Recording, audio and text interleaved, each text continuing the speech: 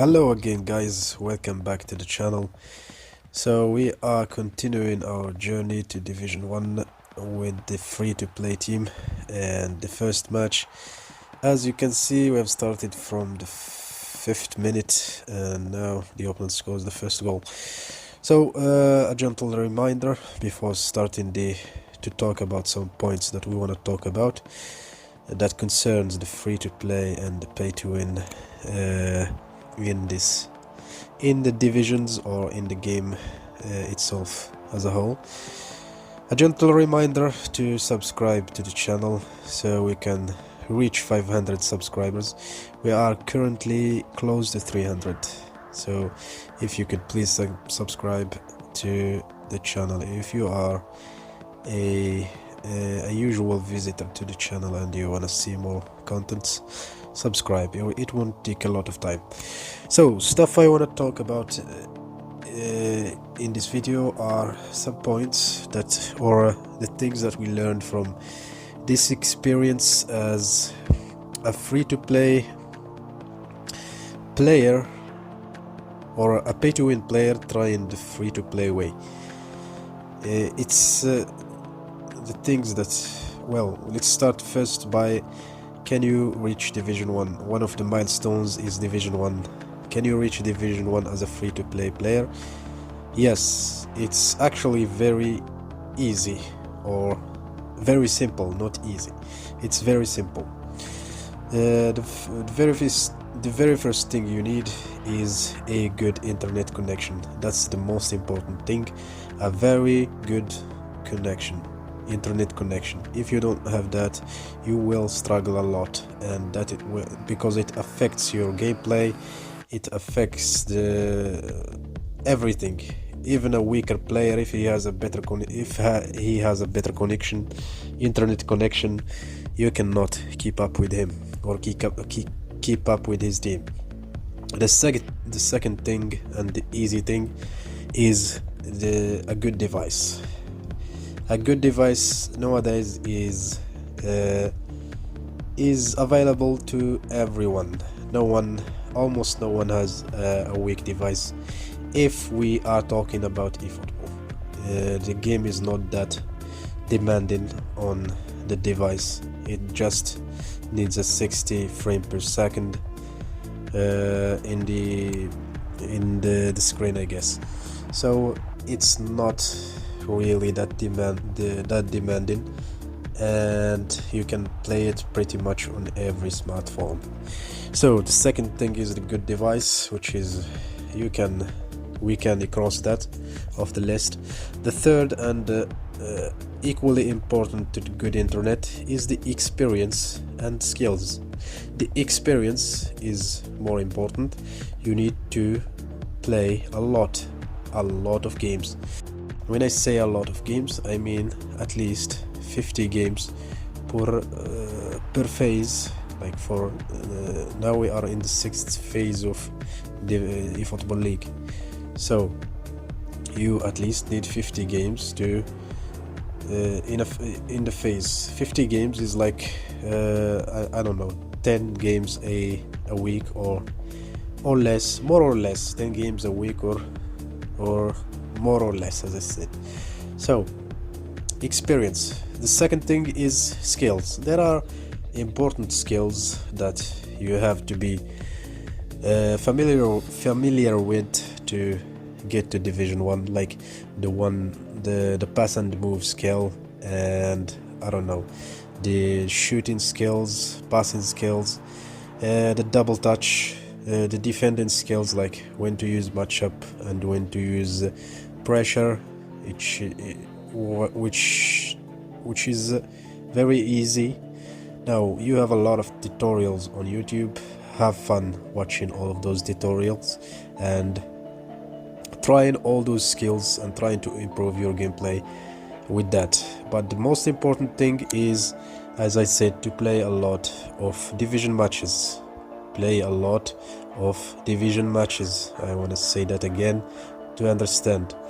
In the division matches are not the same as events, player vs player events, and not as not the same as playing with your friends or playing a standard match. It's not the same server and it's not the same heaviness. Division matches are heavy on your you can notice that if you practice the game a lot or play the game a lot. If you are playing on an event, it's not that heavy as if you are playing on the divisions. The gameplay is a little bit heavier, so you need to practice on divisions, okay, not on some place else. Well, you can obviously train skills somewhere else and then start implementing them on divisions, but things that need timing, like double touches or I don't know, turns and stuff like fake shots or the other thing, finesse dribbling, it all needs a little bit of practice on before divisions and then on divisions to get the timing right. So good connection and good experience in the game. You cannot expect a beginner to get to Division 1 from the first month of his career in this game, otherwise it would be worthless. That's what Division 1 is. It's a worthy experience to get to Division 1, and it's simple, but it does not need to be easy. Okay, so you need a little bit of experience before getting to Division 1.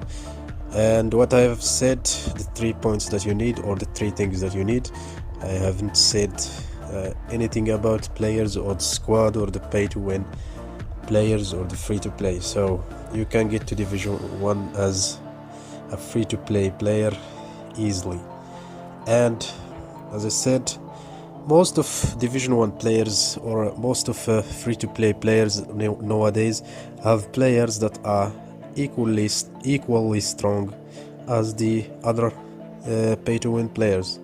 In fact, Konami gives us a lot of chances to get pay to win players for free, and you underestimate them because you didn't pay for them. For example, the Batistuta and El-Hadji Diouf that I've used in this experience, they are equally strong to the other good or pay to win players. I actually have preferred Batistuta a lot of times before this experience.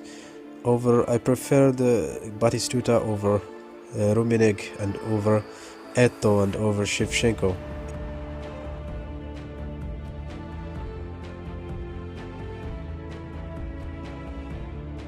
It changes a lot. This game in dynamics changes a lot. You cannot find a player that is stable, that his performance cannot be stable all the time. Okay, he will perform for 3 matches and the 4th match he will be bad, and that's for the free to play and pay to win players. And I have been destroyed many times by the free Mbappe that's everyone got for free, the blue one, I guess. A lot of times he destroyed me in the divisions, and that is okay, that is acceptable. The Rijkaard, the DMF, has destroyed me a lot and stopped all my attacks a lot of times. So it's not about players, it's about a good connection and a lot of experience in the division, and it will be simple to get to Division 1. Now, the things I learned from this experience that I want to talk about, the first one is hyper focus. I am hyper focused in this experience, and I have improved my gameplay a lot. My gameplay here, I guess, is the best that I have performed here, better than any phase that has passed. I've performed better than previous phases. Why? Because I am hyper focused. A lot of focus in defense and in attack, and the reason for that is I don't trust these players, these free to play players. I don't trust them. Why? Because they have less abilities than usual. Like my pay to win players have are like a no are like all rounders, as you can say. They have every skill that you want.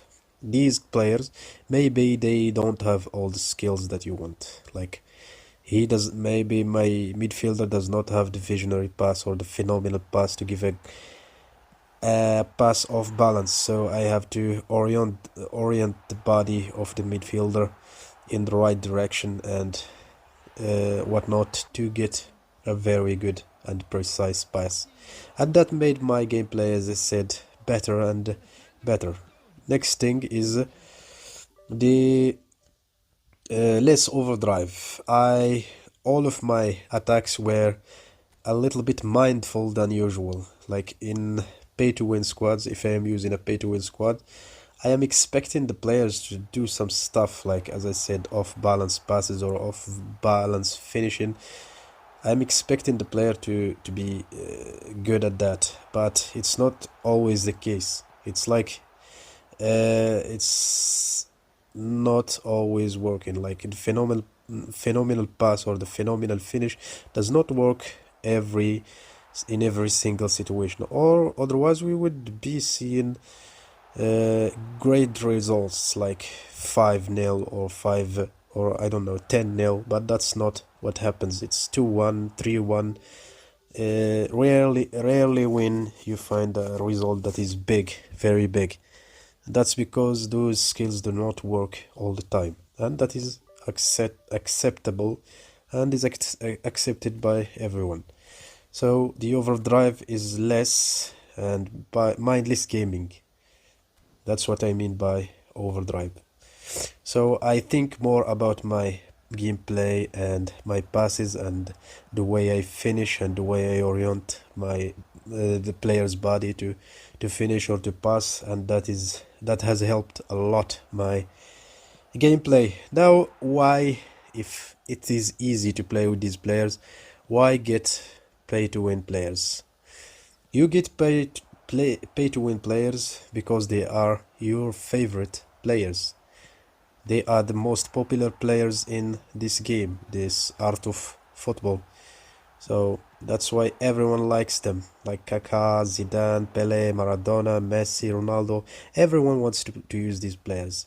That's why we get them. The second thing is they are all-rounders. For example, I don't know, my striker cannot, for example, this Batistuta that we are talking about cannot dribble or cannot pass, but a pay-to-win striker can pass. But when we are talking about finishing, and shooting, they are the same. Or you can feel like Batistuta is better at finishing. So he is not an all-rounder. Not Batistuta in specifically, but the other players that are free to play.